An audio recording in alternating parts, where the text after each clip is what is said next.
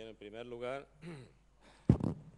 quiero agradecerle a la dirección de esta escuela que me haya invitado a dar esta conferencia en esta tierra que me vio nacer, porque yo soy granaíno, aunque hice la carrera en Sevilla y me quedé ya allí. Y luego también estoy muy contento porque aquí hay 3 colaboradores muy queridos míos, que para eso son sobrinos míos, y que están trabajando. Uno es el que me ha puesto esto aquí, Ana, y María, que es la que me ha ilusionado con venir. De manera que, y Juan, que está también aquí, que es el mayor. Así que me alegro mucho de estar con todos vosotros. La diagnosis de alteración de la piedra, que tiene como subtítulo Factores, mecanismos e indicadores de alteración de la piedra. Ahí tenéis mi correo electrónico, porque en el caso de que necesitéis alguna aclaración o algo, o queráis que os mande la presentación o queráis que alguna cosa de mí, pues tomad nota de mi dirección, que es muy fácil, porque yo me llamo Manuel Alcalde, pues alcalde@esi, que es Escuela Superior de Ingenieros.us.es. Y si olvidáis el ESI, también me llega. O sea que si ponéis alcalde@us.es, pues también me llega. Entonces es fácil de memorizar, pero lo podéis apuntar. Bueno, y entonces vamos a hablar de la alteración de la piedra.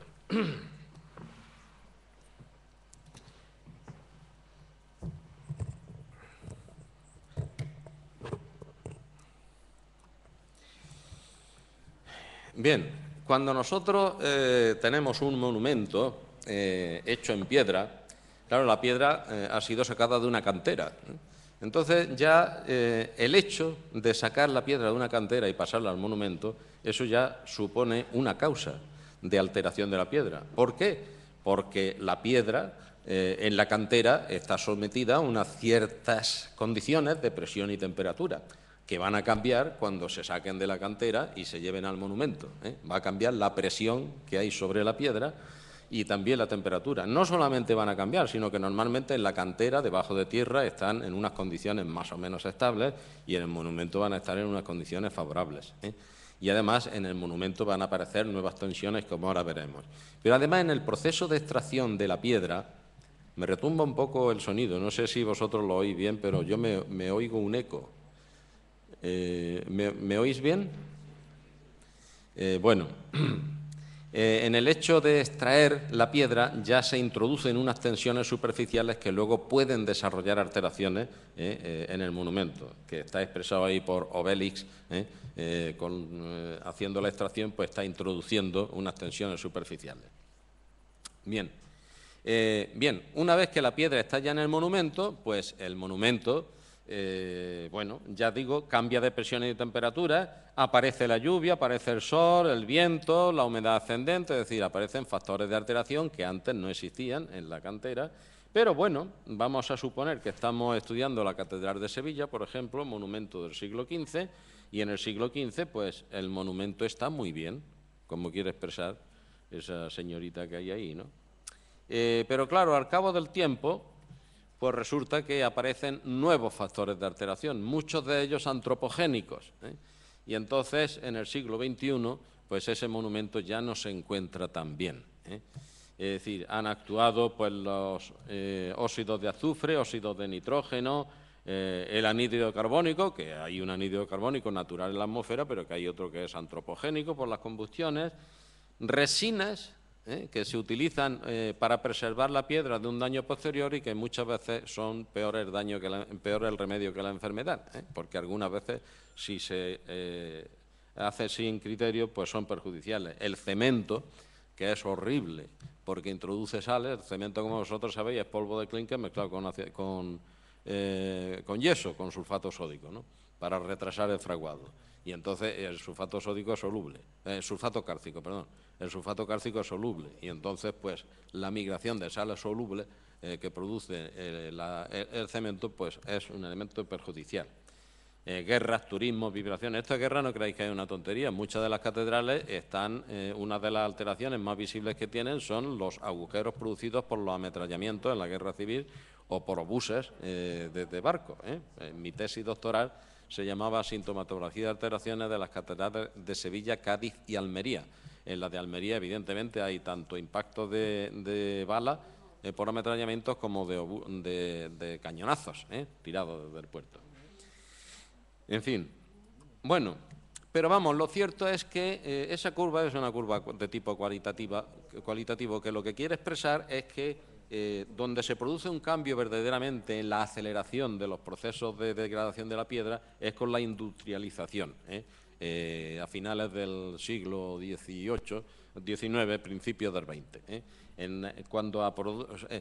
Antes de la industrialización, la alteración que experimentaba la piedra era una alteración natural, pues debido al sol, debido al viento, etcétera, ¿no? Entonces, pues efectivamente, las piedras se alteraban, pero digamos que la velocidad del proceso era lenta, ¿no?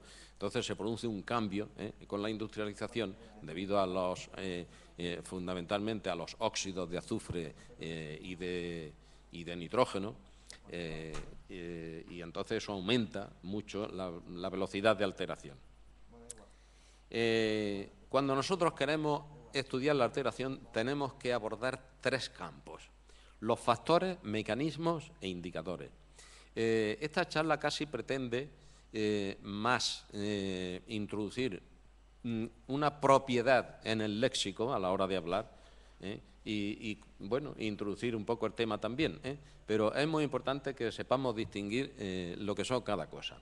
Por factores de alteración nos referimos a aquellos agentes que producen alteración en la piedra, por ejemplo, la lluvia, por ejemplo, el anhídrido sulfuroso. Esos factores de alteración generan en la piedra unos mecanismos de alteración, de manera que los factores producen mecanismos. Por ejemplo, el anhídrido sulfuroso pues, se intercambia con el CO2 de los carbonatos cálcicos, forma sulfato cálcico y entonces pues, es un mecanismo de alteración química, mecanismo.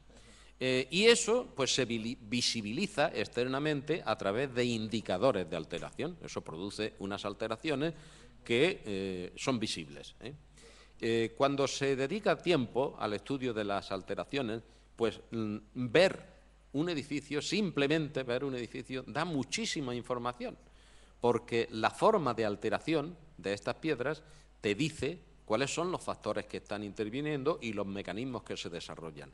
Y ya te está de alguna manera indicando qué podrías tú hacer para inhibir la acción de estos factores. Lo mejor, a la hora de preservar un monumento, lo mejor sería evitar los factores, pero no siempre eso se puede hacer, porque, por ejemplo, en la lluvia, tú no puedes evitar que a una catedral le caiga la lluvia, no le vamos a poner un techo, ¿no? Es decir, no se puede hacer. Hay factores que sí se pueden evitar o disminuir. Por ejemplo, uno que ha disminuido mucho en las ciudades es el anhídrido sulfuroso. ¿Y por qué ha disminuido mucho? Pues porque el azufre que había en las ciudades era debido al tráfico, y entonces el azufre procedía de las gasolinas, la combustión de las gasolinas tenían azufre, y entonces la combustión de las gasolinas producía anhídrido sulfuroso, y eso fue lo que produjo la lluvia ácida y todo lo que hizo despertar verdaderamente una conciencia frente a la degradación del medio ambiente, porque se estaban perdiendo los bosques, etcétera, ¿no? Entonces, pues bueno, pues hubo una concienciación a nivel mundial a este respecto y entonces se puso coto al contenido de azufre de la gasolina. Entonces no se puede, de una refinería no puede salir una gasolina con un contenido de azufre superior a un determinado valor que marca la ley. Por eso cuando vayáis a una refinería de petróleo siempre veréis una especie de cerros amarillos que ponen allí. Es el azufre que le han ido quitando a las gasolinas. Que está allí. Entonces, pues ahora la contaminación en las ciudades por anhídrido sulfuroso es mucho más liviana. La Catedral de Granada, que yo la estudié también, bueno, el contenido de sulfato en la superficie de las piedras era elevadísimo, porque la contaminación en Granada, en pleno centro urbano, donde además con calles adyacentes, con una altísima densidad de tráfico, pues el contenido de anhídrido sulfuroso era alto. No digamos ya, por ejemplo, Huelva, que era la ciudad más contaminada de anhídrido sulfuroso, porque además el polo industrial lo colocaron de tal manera, tan inteligentemente, que los vientos dominantes venían del polo industrial hacia la ciudad. Y entonces Huelva durante mucho tiempo fue la ciudad que mayor índice de bronquíticos tenía de toda Europa. Es decir que, bueno, pues eso se terminó con eso. Se quitó el azufre de la gasolina, se acabó la contaminación por anhídrido sulfuroso. Otro de los contenidos es los óxidos de nitrógeno. Pues esos no los podemos quitar. ¿Por qué? Pues porque resulta que es que el nitrógeno de los óxidos nitrógenos del aire no procede del contenido de nitrógeno en la gasolina, no, procede de que el aire tiene nitrógeno y oxígeno, 79% de nitrógeno, 21% de oxígeno aproximadamente, ¿no? El aire es nitrógeno más oxígeno, Y entonces no, el nitrógeno está en el aire. Y el problema está en que cuando nosotros cogemos aire y lo ponemos por encima de 1000 grados o 1200 grados, pues el nitrógeno y el oxígeno del aire reaccionan y forman óxido de nitrógeno.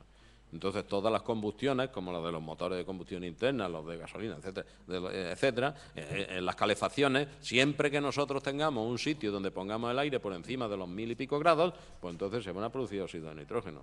De manera que esa es inevitable, porque no vamos a apagar la calefacción, ¿no? Aquí en Granada, sobre todo, todavía en otros sitios se podría apagar, pero aquí en Granada no podemos apagar la calefacción, ¿no?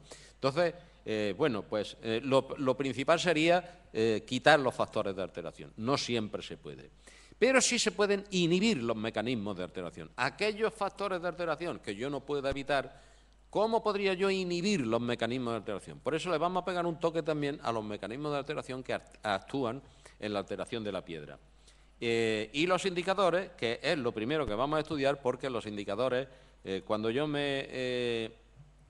empecé mi tesis doctoral, allá por la década de los 80, pues resulta que había un follón con la terminología terrible, y entonces lo primero que tuve que hacer fue establecer una especie de nomenclator, y un capítulo de mi tesis era esto prácticamente que voy a presentaros aquí, fijaros si hace tiempo ya que esto se hizo, ¿no? Y era ponerle nombre a las alteraciones, porque había alteraciones que por distintos investigadores se llamaban de distintas formas.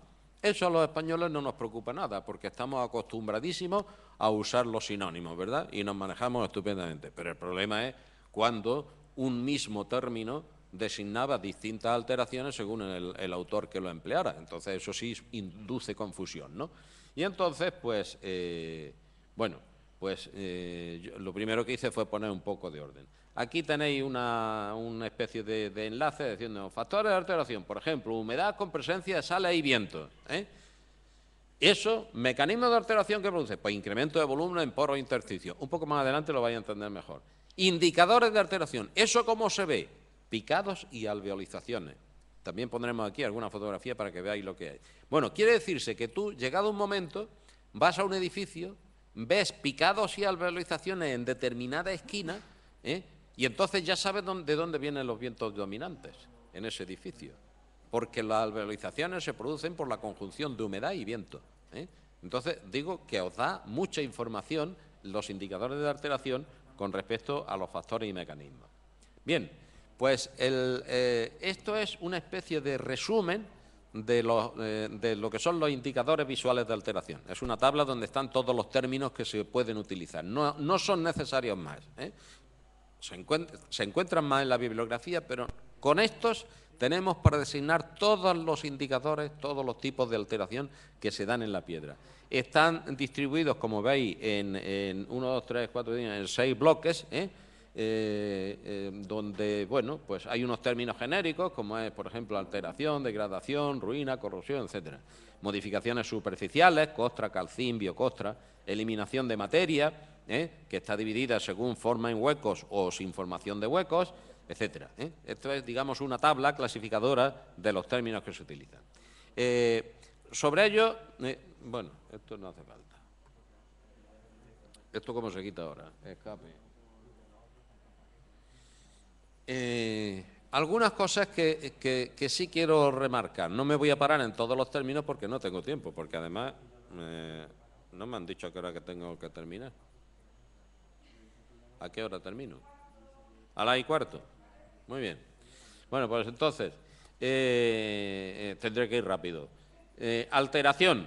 Una alteración no necesariamente es desfavorable en cuanto a las propiedades. Una degradación sí. La diferencia entre alteración y degradación es que la degradación indica una alteración perjudicial. Por ejemplo, un ejemplo de alteración que no sería degradación, es decir, que es una alteración favorable para las propiedades de la piedra, es lo que se llama la formación de la costra calcín. que eso es, se ve en casi todas las piedras se nota esto, pero vamos, un caso palpable lo tenemos en la Universidad de Sevilla, la Catedral de Sevilla. La Catedral de Sevilla está hecha fundamentalmente con piedras del puerto de Santa María, del Cerro de San Cristóbal, que es una calcarenita que es muy deleznable y que entonces tú con la piedra recién sacada de cantera le pasas la mano y se van cayendo los granos. O sea, si sigues así te quedas sin sillar, ¿eh? Es decir, que es... Y sin embargo, tú vas a la piedra, a la Catedral de Sevilla y coges un martillo de estos de soldador, y hace así, ¡ten!, y le da un toque a la piedra y suena como duro, duro, notando que esa superficie ha endurecido. ¿Eso cómo se hace? Pues con el efecto de la lluvia, al cabo de muchos siglos. La Catedral de Sevilla empezó a hacerse en el año 1400. Entonces, la lluvia viene y moja la piedra. Al mojar la piedra, sobre todo con el concurso del anhídrido carbónico, convierte el carbonato en bicarbonato, se disuelve y pasa al interior de la piedra. Cuando cesa la lluvia, entonces pues la piedra se seca, ¿no? Entonces la piedra se seca y entonces el bicarbonato ese va hacia afuera, va migrando, entonces toda la piedra empieza a secarse, pero claro, el carbonato cálcico empieza a depositarse en la parte de afuera. De manera que en el proceso de humectación y secado de la piedra, continuamente nos vamos trayendo carbonato cálcico del cemento de la piedra, del interior, y nos lo vamos trayendo hacia la superficie. Prácticamente, por pérdida de cemento en el interior, no hay pérdida de cualidad de propiedades mecánicas, la resistencia a la compresión sigue siendo la misma, pero la superficie de la piedra ha endurecido muchísimo y entonces ha mejorado sus cualidades mecánicas, sobre todo dureza. Digo esto por ilustrar algo.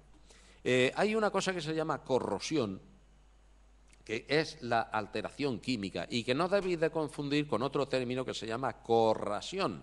En las primeras publicaciones que yo hacía, los referees me devolvían siempre los artículos tachándome lo de corrosión y poniéndome corrosión. Y no, mire usted, es que corrosión es una cosa y corrosión es otra cosa. No era un fallo mío. Corrosión es una alteración química.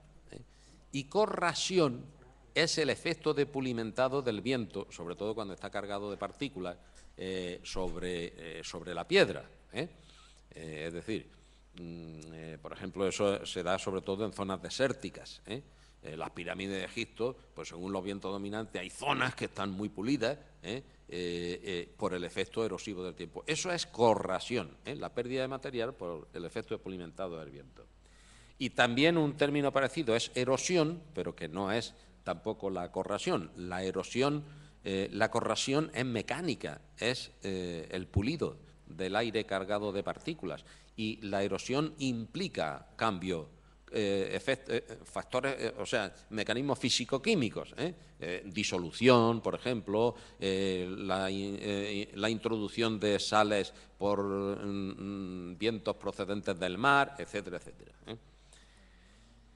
Bien, luego dentro de las modificaciones superficiales también vulgarmente la gente confunde términos, le llama lo mismo a los depósitos que a la costra, que a la concreción, que a la pátina.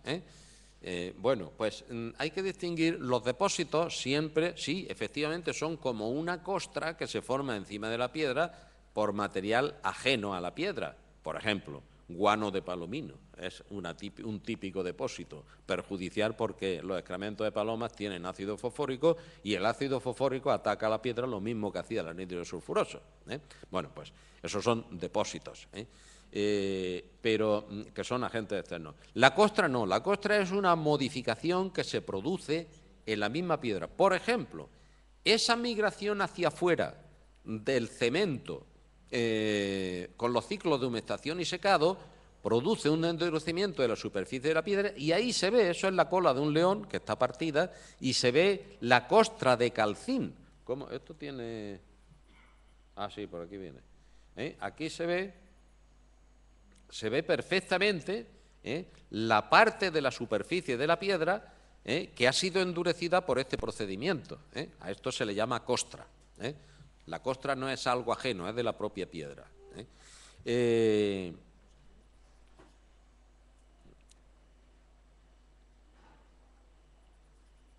No sé qué es lo que iba a decir acerca de la costra. Depósito. Sí, lo que quería decir es que fijaros que esta modificación superficial sigue paralela a la forma que tiene la escultura, por decirlo así. Luego no está ligada a hechos de sedimentación, ni a nada de eso, ¿eh? Está perfectamente indicando que es una alteración que se ha producido por el fenómeno de humectación y secado, ¿de acuerdo? Bien, la pátina es ese cambio que tiene la superficie de la piedra, que es dificilísimo de definir debido al paso del tiempo, donde influyen, por ejemplo, la presencia de líquenes, etcétera, etcétera, que terminan coloreando de alguna manera la piedra, y que hay que tener mucho cuidado a la hora de restaurar un monumento, porque si se quita la pátina, entonces da la sensación de que el monumento aparece como despellejado. A la gente le molesta mucho ver el color natural de la piedra inicial sin su pátina, porque ha perdido solera, ha perdido la vejez, digamos, ¿eh? Entonces, pues hay que tener cuidado con esto. La concreción es una acumulación de carbonato cálcico sobre las superficies cuando el agua fluye siempre hacia una dirección y va arrastrando y forma como si fueran estalactitas o estalagmitas. Ese ejemplo que hay ahí está tomado de la Catedral de Cádiz.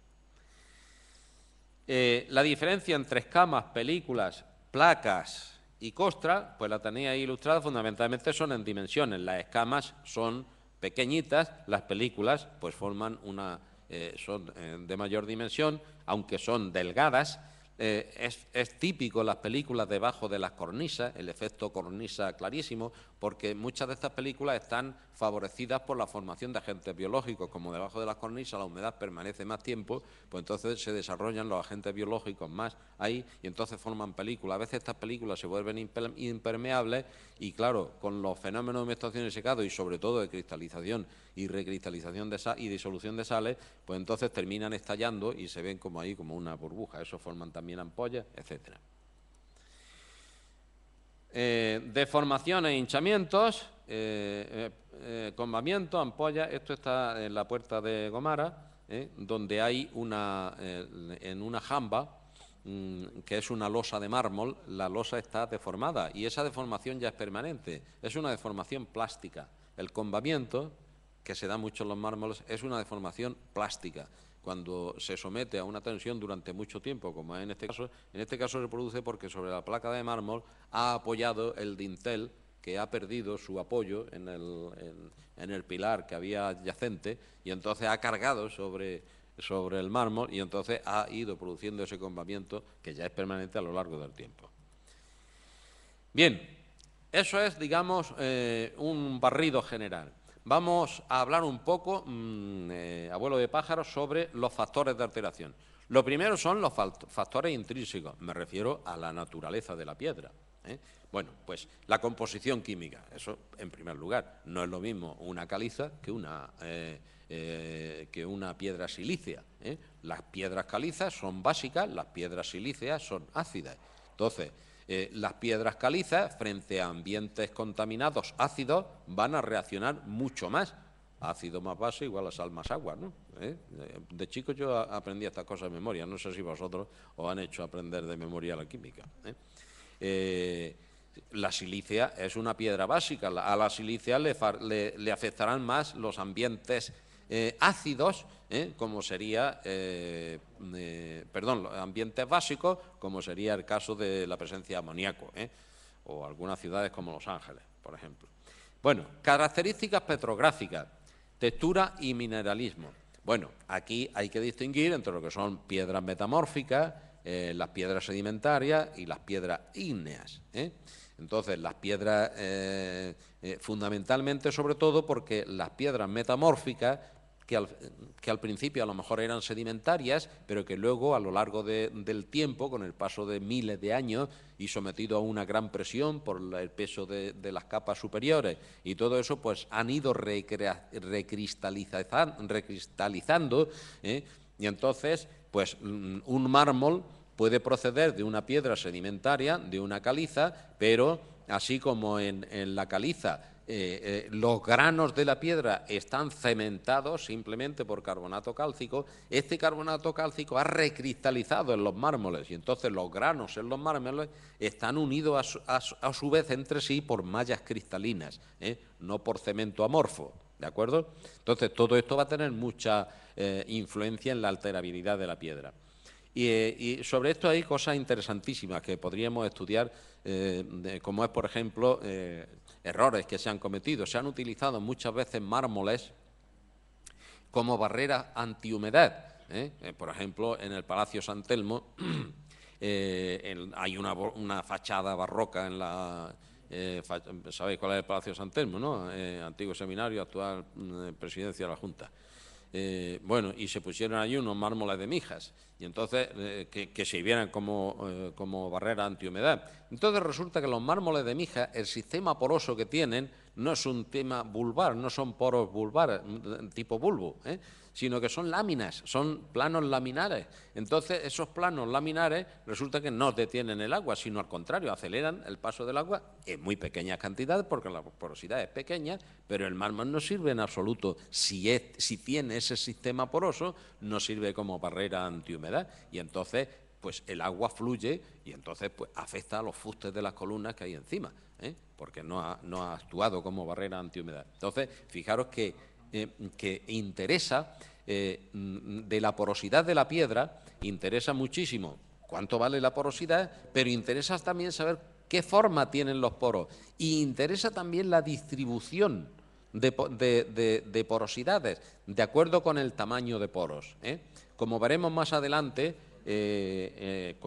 al estudiar la cristalización de sales.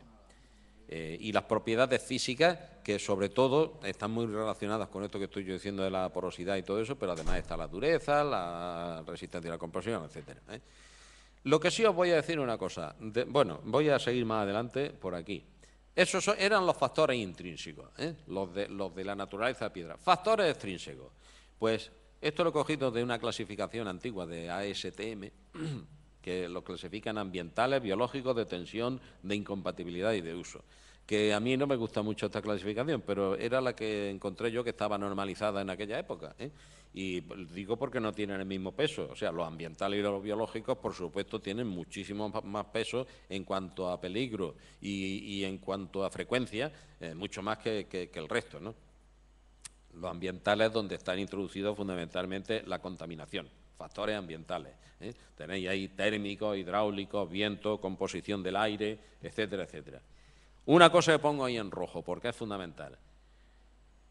El agua es el más importante. La presencia de agua, depende de que otros factores actúen o no actúen. Por ejemplo, anhidro sulfuroso. Si no hay agua, el anhidro sulfuroso no le hace daño a la piedra. Necesita la humedad, digamos como catalizador, por decirlo así. No es exactamente un catalizador, es que necesita disolverse el anhidro sulfuroso en el agua para poder atacar al carbonato cálcico, etcétera. De manera que es fundamental la presencia o no presencia de agua para todo esto.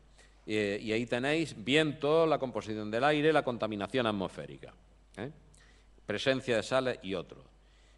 No me quiero detener porque no quiero dejar de escuchar, y se me está acabando el tiempo, no quiero dejar de contaros cómo actúa exactamente, para que veáis la diferencia que hay en cuanto a la porosidad de una piedra. Que no depende, la alterabilidad de la piedra no depende solo de la porosidad de la piedra, sino de la porosimetría, de la distribución de tamaño de poros. Y ahí tenéis un ejemplo. La barra de arriba, predominio de poros grandes. ¿Cómo actúa la cristalización de sales para alterar una piedra? Pues lo que actúa es que cuando la piedra se moja, las sales están disueltas, y cuando la piedra se seca, pues entonces los cristales empiezan a formarse dentro de los poros. Entonces va formándose dentro de los poros y el cristal va creciendo alimentado por los poros que confluyen en el bulbo, digamos, en el poro ese grande, va siendo alimentado. Si hay predominio de poros grandes, pues entonces los poros pequeños se agotan enseguida y el cristal termina de crecer y no ejerce presión contra las paredes. ¿Se entiende la cuestión? Ahora, si hay predominios de poros pequeños, pues entonces resulta que el cristal, vamos a ver, yo lo que quería era, aquí, si hay predominio de poros pequeños, a ver si con esto, si tenemos predominio de poros pequeños, entonces ¿qué resulta? Que el cristal va alimentado por las soluciones de los poros que confluyen y cuando termina de llenar el hueco que hay aquí, sigue habiendo disolución que alimenta el crecimiento del cristal. Y este crecimiento es el que hace que se forme presión frente en las paredes y produce la ruptura del poro. ¿De acuerdo? Entonces, no interesa solamente la porosidad. En general, ya os puedo decir, cuanto más porosa sea la piedra, en general, es más alterable. Pero ese no es el único criterio. La distribución de poros dentro de la piedra es importante. Lo mismo que he dicho de la disolución y cristalización de sales, se puede hablar de la hidratación y deshidratación. Entonces, fijaros cómo actúa el viento en conjunción con la humedad de las piedras para que se forme un tipo de alteración o no. Si hay baja velocidad del viento, pues ¿qué es lo que ocurre? Pues la piedra húmeda, por la lluvia, debido a la lluvia, la piedra húmeda empieza a secarse y estos poros suministran a la superficie de la piedra, a la disolución, y se empiezan a formar cristales en la superficie de la piedra. Eso es lo que se llaman eflorescencias, que se ve clarísimamente. Sobre todo se ve dónde termina la humedad ascendente en todos los edificios. La humedad ascendente, que suele estar a 1 metro, 1,5 metros del suelo, pues está dibujada con una línea de eflorescencia que se ha formado de esta manera. Pero si la velocidad, ahí tenéis, esto sería, digamos, las eflorescencias que se han ido formando. Pero si la velocidad del viento es alta, entonces ¿qué es lo que resulta? Que los cristales no les da tiempo a salir a la superficie de la piedra y se forman dentro del poro. Al formarse dentro del poro, ejercen presiones sobre la superficie del poro y terminan rompiendo el poro. Que además esto es un círculo vicioso, porque al romperse el poro, aquí se forman oquedades que hacen que la velocidad del viento aumente todavía, porque es un remolino. Y esto es lo que hace que, por efecto del viento, las piedras no se alteren uniformemente, sino que forman agujeros, forman picados, ¿se entiende? Por este efecto, digamos, del remolino. ¿De acuerdo? Bien. Esto es, digamos, una pequeña ilustración de cómo podemos estudiar la alteración de la piedra y se me ha acabado el tiempo, de manera que muchas gracias por prestarme atención.